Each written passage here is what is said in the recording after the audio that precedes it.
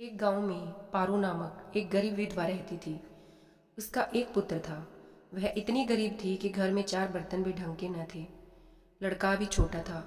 पारो ने बड़े प्यार से उसका नाम नसीब सिंह रखा था, मगर वह इतना बदनसीब कि उसके पैदा होने के कुछ समय बाद ही उसकी बीमारी से उसके पिता की मृत्यु हो गई।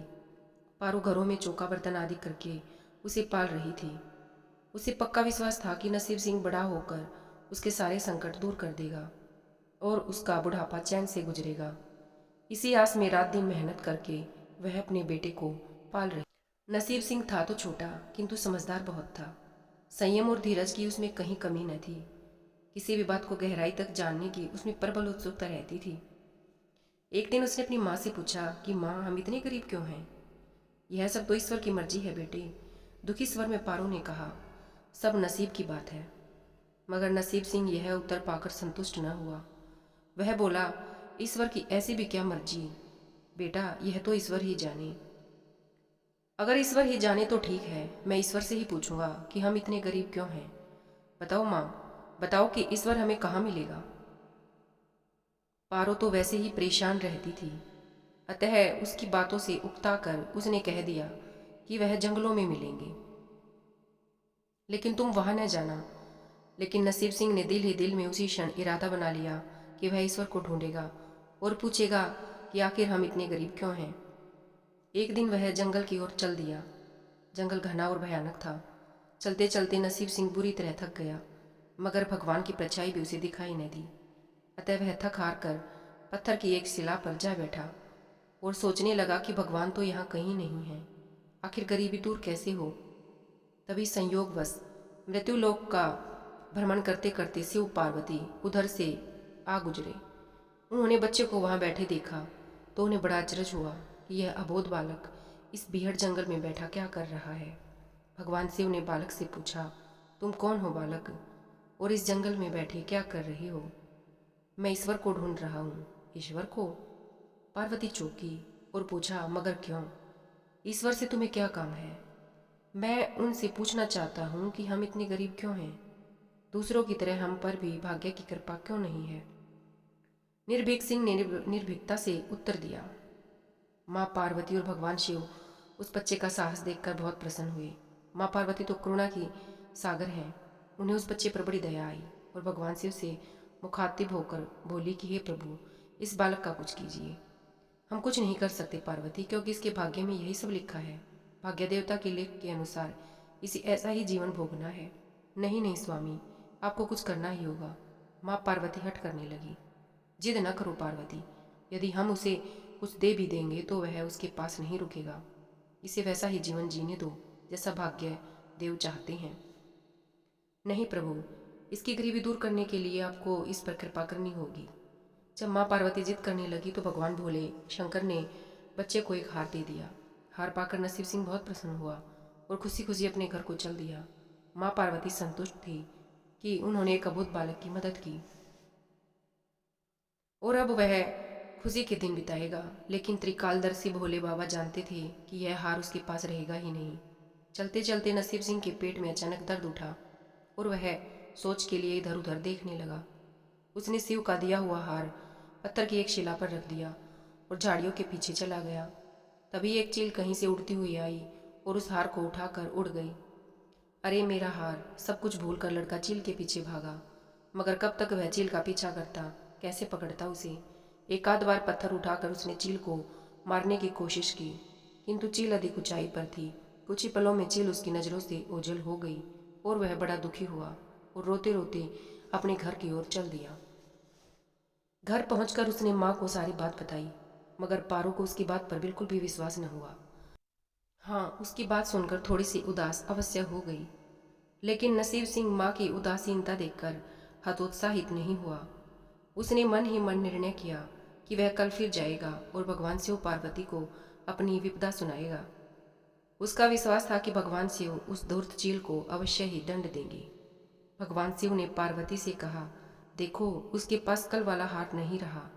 उसे एक चील ले उड़ी है और दूसरा हार पाने से वह चील को दंड दिलवाने की इच्छा लिए आज फिर यहाँ आया है।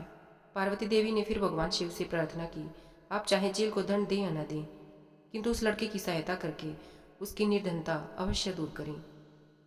हम अब कुछ नहीं कर सकते देवी, यदि तुम जिद करती हो तो हम ब्रह्मा से कहते हैं, वही इस बालक की कुछ सहायता कर सकते हैं।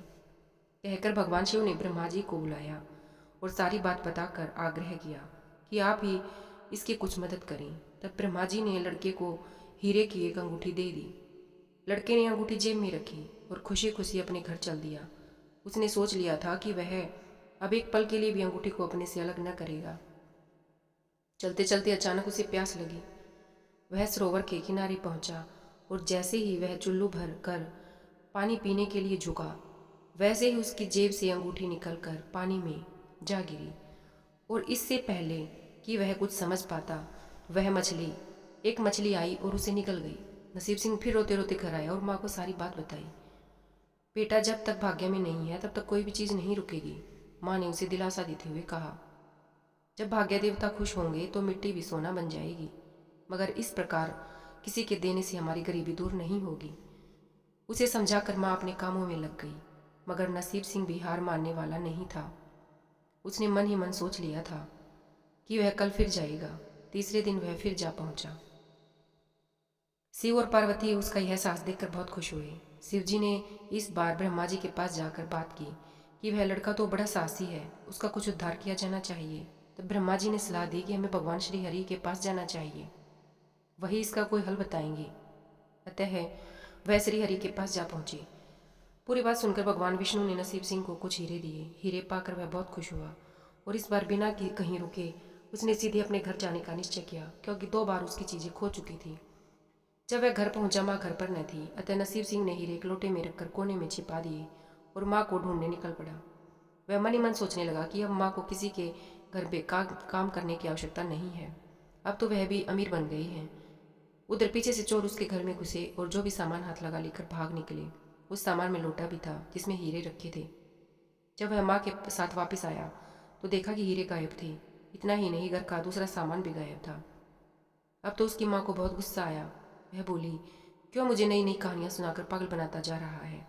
सारा दिन आवारा की तरह इधर उधर भटकता फिरता रहता है और शाम को पिटाई के डर से कोई नई कहानी आकर मुझे सुना देता है ताकि मैं तुझे कुछ ना कहूँ। माँ की डांट सुनकर लड़का रोने लगा। वह तो केवल वही जानता था जो कुछ भी उसने बताया था वह सत्य था। डांट खाकर लड़के की हिम्मत और बढ़ गई और अगले दिन वह फिर उसी स्थान पर जा पहुंचा। भगवान भोले शंकर सोचने लगे कि इस पर इतनी मुसीबत पड़ी लेकिन इसने हिम्मत न हारी। इससे वह बहुत प्रसन्न हुए और भाग्य देवी के पास जाकर बोले, यह लड़का बहुत ही साहसी, हिम्मती और धीरज वाला है। ऐसा व्यक्ति अब भागा नहीं हो सकता, इसे कुछ तो दे दो। आज्ञा पाकर भाग्य की देवी ने नसीब सिंह को सोने का एक सिक्का दिया। सिक्का लेकर नसीब सिंह खुशी खुशी अपने घर को चल दिया। जब उसने घर पर जाकर वह सिक्का अपनी माँ को दिया तो उसकी माँ बहुत खुश हुई। अब क्योंकि उन पर भाग्य देवी की कृपा हो गई थी, अतः सारे काम ही अपने आप शुभ होने लगे। दूसरे दिन ही एक मछली वाला उसके गांव में मछली बेचने आया तो लड़के ने वही सिक्का देकर मछली खरीद ली। उसकी माँ ने मछली का पेट चीरा तो वह अंगूठी निकली जो ब्रह्मदेव ने उसे दी थी और जो उसकी जेब से तालाब में गिर गई थी। माँ ने अंगूठी संभाल कर रख ली और नसीब सिंह से बोली, जा बेटा, जंगल से थोड़ी लकड़ियां ले आ, आज घर में ईंधन बिल्कुल भी नहीं है। लड़का कुल्हाड़ी लेकर जंगल की ओर चल दिया। वहां जाकर जिस पेड़ पर लकड़ी काटने के लिए चढ़ा वहां उसी चील का घोंसला था जो उसका हार उड़ाकर ले गई थी। लड़के ने देखा कि चील कहीं आसपास नहीं थी। नसीब सिंह ने अपना हार उठा लिया और जो भी थोड़ी बहुत लकड़ियां पेड़ के आसपास पड़ी थी वही उठाकर घर की ओर चल दिया। माँ हार पाकर बहुत खुश हुई। अब तो देखते ही देखते उनके दिन बदल गए। घर में किसी भी चीज़ का अभाव न रहा। फिर ईश्वर की कुछ ऐसी करनी हुई कि जो चोर उसके घर से हीरे चुरा कर ले गए थे, उन्हें सपने में महादेव ने चेतावनी दी कि जो हीरे उस लड़के के घर से चुरा कर लाई हो वे तुरंत वापस कर दो, वरना तुम्हारा सर्वनाश कर दूंगा। चोर उसी दिन हीरे उसके घर पर दे गए और अपनी गलती के लिए माफ़ी भी मांगी। इस प्रकार उस भाग्य का भाग्य चमक उठा। अब उसके घर में किसी चीज़ की कमी न थी और उनकी गरीबी सदा के लिए समाप्त हो गई।